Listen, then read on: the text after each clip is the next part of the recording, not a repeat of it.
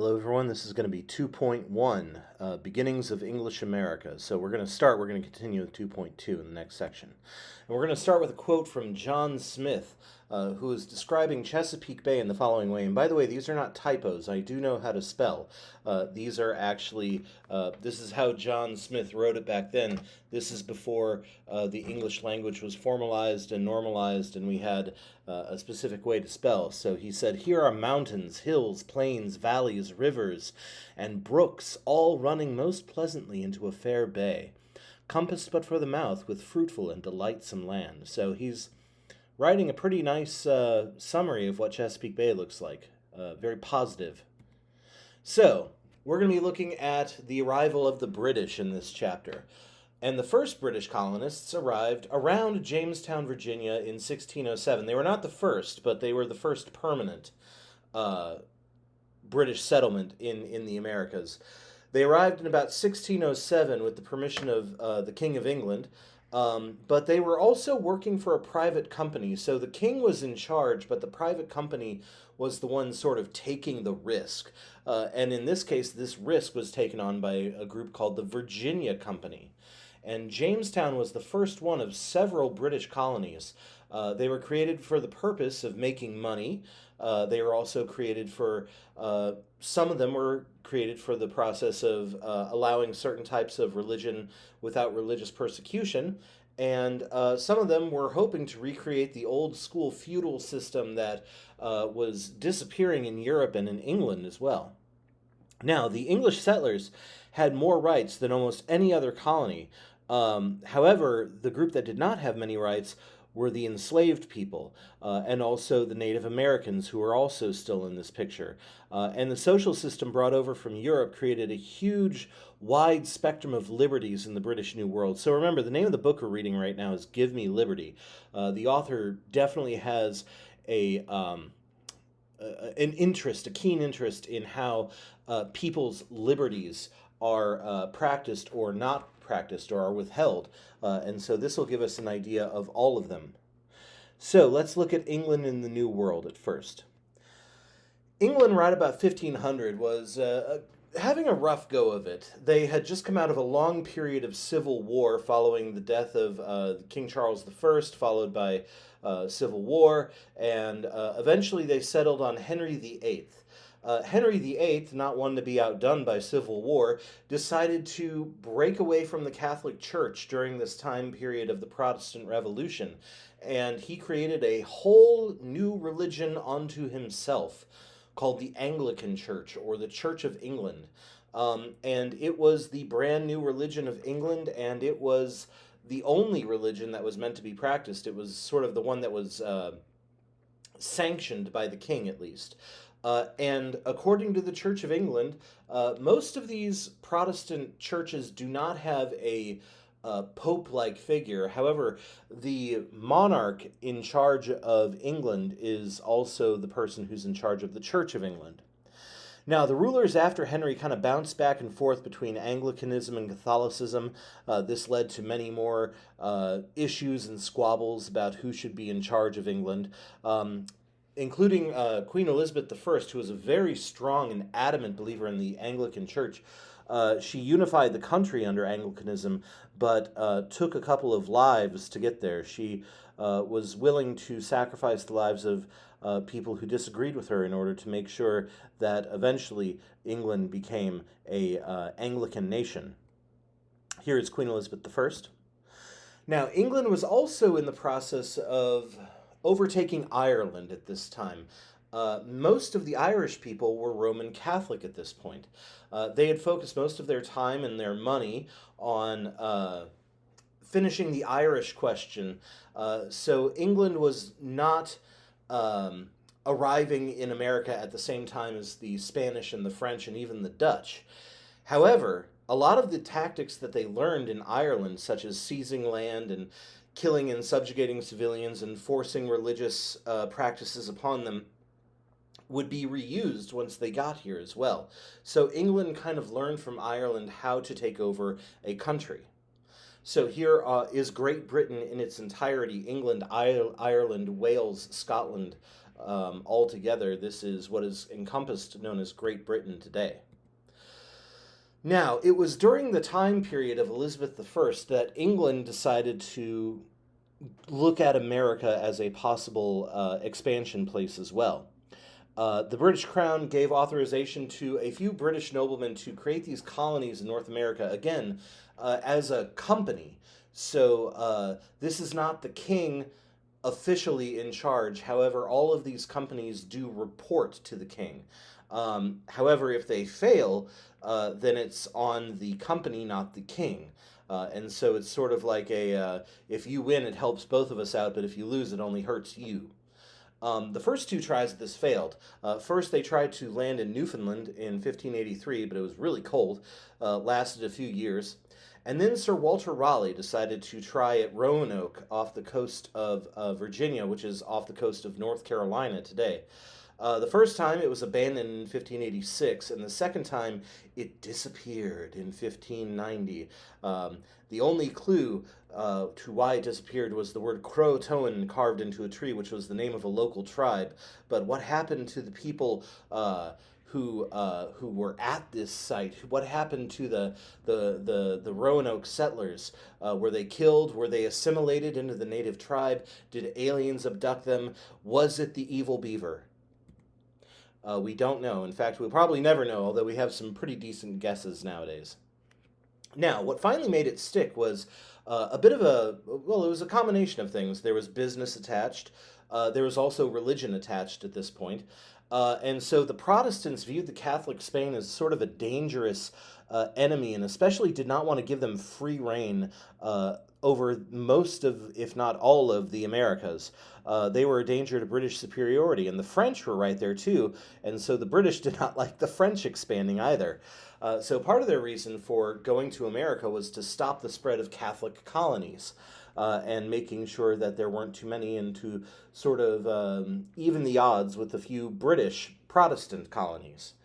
The documents calling for the English to establish these American colonies actually are pretty blatant about this. They put God as reason number one, and very quickly after, why should we go there and set this up? Reason number two was beating Spain. Reason number three was let's make some money. And so they have very specific set of rules for why they want to go over to the Americas. Now, another benefit of these British colonies was getting rid of too many people that they had in England, because the population of England was on the rise, and there just wasn't enough farmland for all these newcomers to have a share in the whole thing. Farmers during this time were also being evicted out of their homes by what was called the enclosure movement, where large landowners would replace farming with sheep herding as a cash source. So sheep need a lot of land to graze on, and so the farmers were being evicted by the sheep. With vagrancy and sort of people just wandering around looking for jobs, that happening more and more, there was a social crisis, and this seemed like a great way to sort of cause a decline in the population, is to send them to America instead. Now, this was also a time period where we start to see the rise of new and interesting theories. This is a time period, we'll get to this, called the Enlightenment, that's sort of coming up during this time. But authors are writing about possible ways of living better lives. They're asking questions like, is the way we do things in England the best? Should we have a king? Although they're asking that question very quietly, because you don't want to annoy the king too much. But a great example of this is Thomas More, or Saint Thomas More's book known as Utopia, about how to create a perfect society. Now, liberty in England was connected to being able to do your own thing to a certain degree, if you are a free man. It had to do with controlling your own labor. Owning land is definitely a thing. If you owned your own land, if you didn't work the land for somebody else, you were considered of a certain standard in England. Some of the first settlers in America, including people like John Smith, declared that the new settlers in America would be rewarded with this new land and would be able to control their economic destiny. So this sounded great to the people coming over. So here's the cover of Thomas More's book, Utopia. Now, let's look at the English. The British are coming, and they're coming over to America, and let's see what they did when they got there. So, like I said, England was a little bit of a late addition to the colonization process. They were or when they were colonizing Ireland, not the Americas. They were, as a country, smaller, less populous than France and Spain. However, the economy in England had been forcing people to look for other places to live. And at first, many English immigrants actually traveled to Ireland looking for a place. However, when they started traveling to Americas, they started to come over in larger and larger numbers with the idea that they could create several large permanent settlements. Many of the people coming over also were young single men, and that's important because that's a rough way to start a colony. Because in order to grow and expand your colony, you need to have women as well in order to have children to grow and expand, and so on and so forth. However, they were mostly young single men, and most of them moved into the Chesapeake region in what is today modern day Virginia. This area right here, this is the Chesapeake Bay. Now, speaking of freedoms and landowning, some settlers could pay their own way, but not many, and not all. They were free to, those who paid their own way were free to step off that boat and go where they wanted and do what they wanted. However, about two-thirds of the people could not afford their trip. And so if you couldn't afford your trip over, you would have to be an indentured servant for a while. Indentured servitude basically meant that you would promise to work off the price of your passage to America. So you would usually work about 5 to 7 years in order to pay that off. Indentured servitude had a lot of the same rules as the enslavement that we'll see replace it later on. Indentured servants could be bought, sold, punished. They couldn't marry without permission, at least at first, although this does change. But yeah, at first they had very similar rules to African slavery that will be coming soon. Here is a man named Henry Mayer signing himself off into servitude. And you can actually see he doesn't know how to sign his name, so he signs with an X where his name is. This is known as making your mark. So, unlike enslaved people, indentured servants, however, were not doing this for their entire lives. This was not a lifetime sentence. And also, when their time was up, they could get a little back for what the work they did. So they could get some amount of payment, maybe some land instead, in order to, as a reward for being a dutiful servant during that time.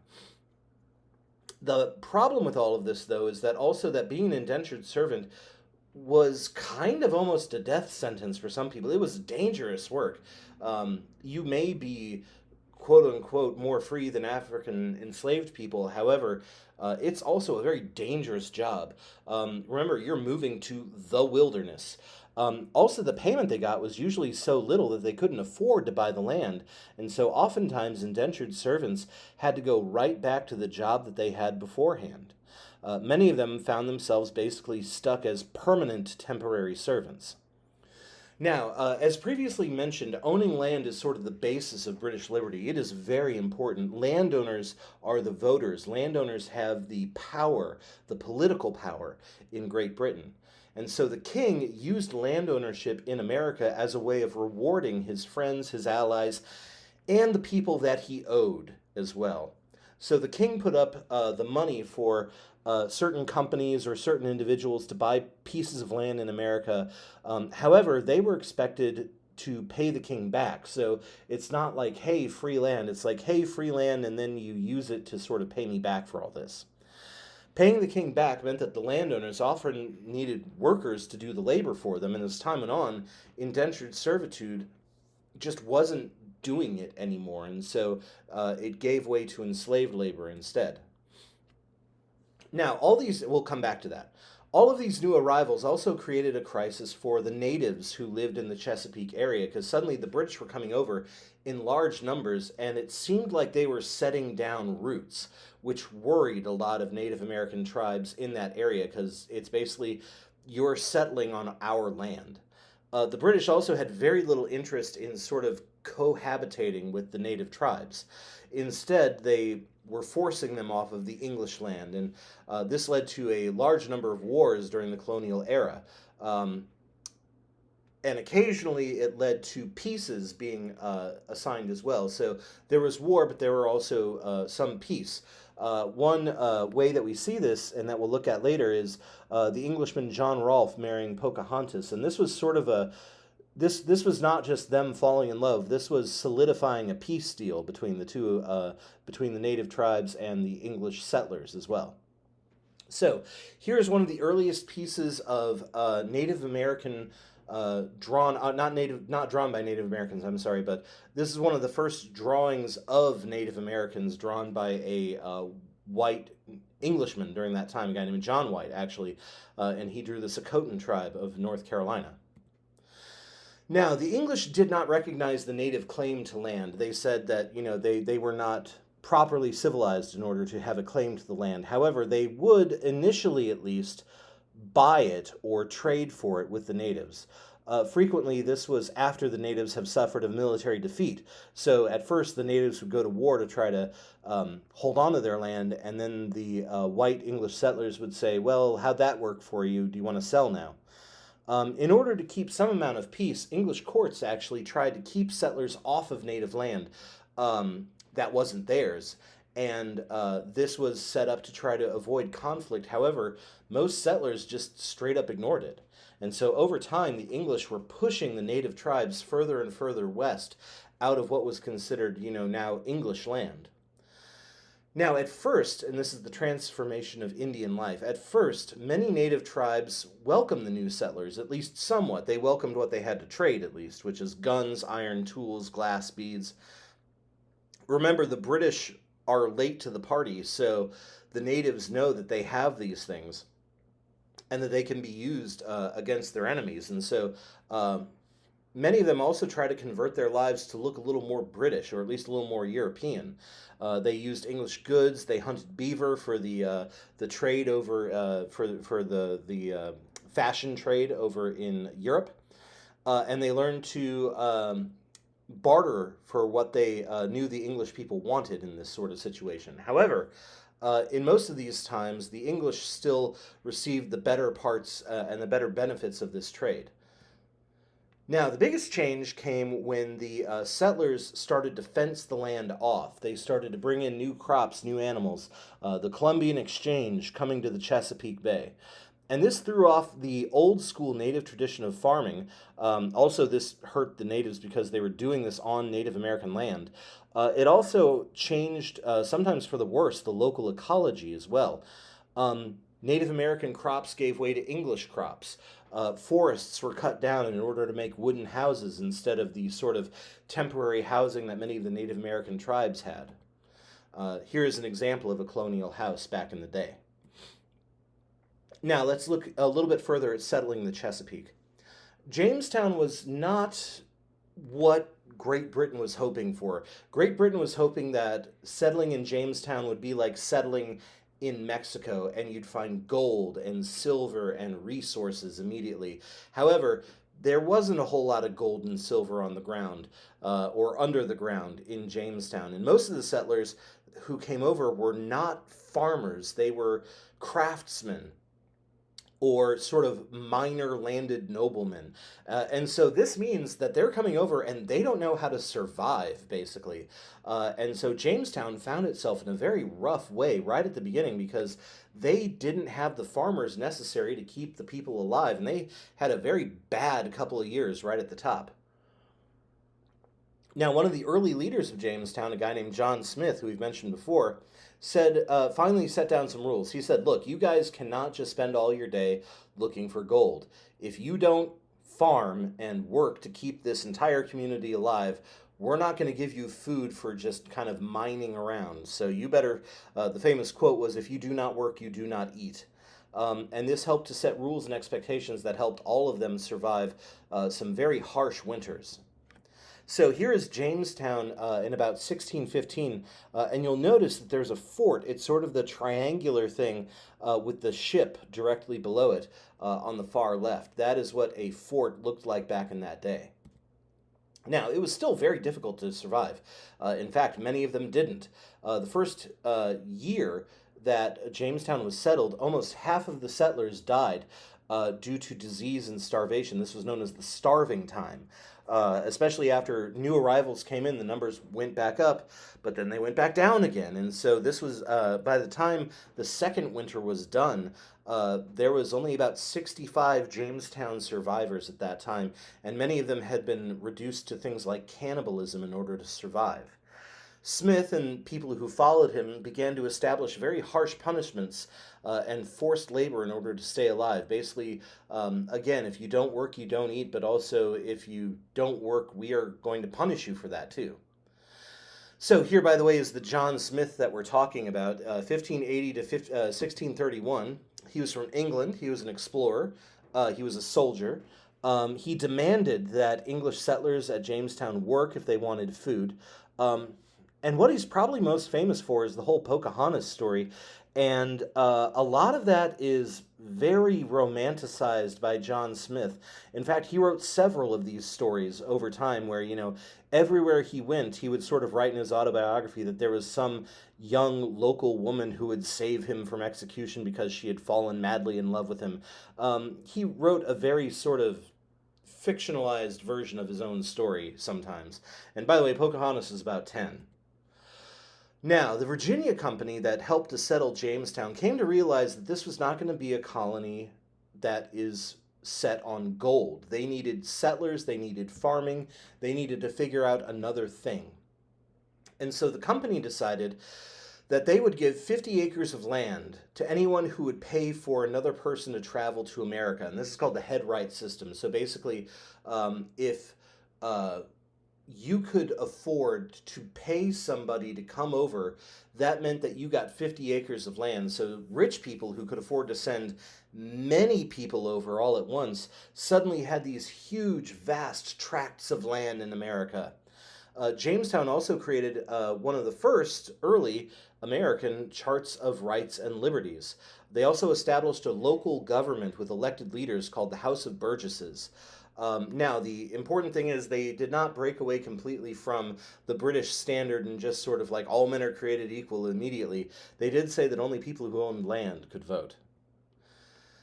Now, when the British first arrived, there was also a large number of native people already there, like we mentioned. This was not empty land. There were about 15 to 20,000 Native Americans living in the Jamestown area, led by a man known as Powhatan by his leaders. I'm not going to try to pronounce that right now. Powhatan also opened up trade relations with the British, again, sort of thinking that, maybe we can get some kind of trade going, maybe we can, get some sort of deal happening here. And Smith actually tried to work with the Powhatan tribe at first. He tried to keep the other settlers from just taking native land and native goods, and especially native food. That was an important point, too. Now, at one point, John Smith was allegedly captured by Powhatan and allegedly rescued by his daughter Pocahontas. This was actually most likely part of an elaborate ceremony, if it happened, designed to show Powhatan's power over the English. However, after this, Pocahontas sort of became the middleman, or middlewoman, I guess, between the Powhatan people and the British settlers. So, eventually, John Smith had an accident. He was in an explosion, actually, I believe. He had to return to England to sort of convalesce. And the tensions rose between the two sides. One of the two people keeping the peace had left the picture. And so around 1610, the English decided that they were going to attack native land, and they burned native villages. They killed people, they stole crops, and the natives fought back. And this became a very brutal, very tough war on both sides. These are known as the Anglo-Powhatan Wars. There were two of them. Eventually, in these sort of back and forth fights between the two, Pocahontas was actually captured as a hostage in 1613. And while in Jamestown, either we don't know if this was her own idea or if this was against her will, but she converted to Christianity.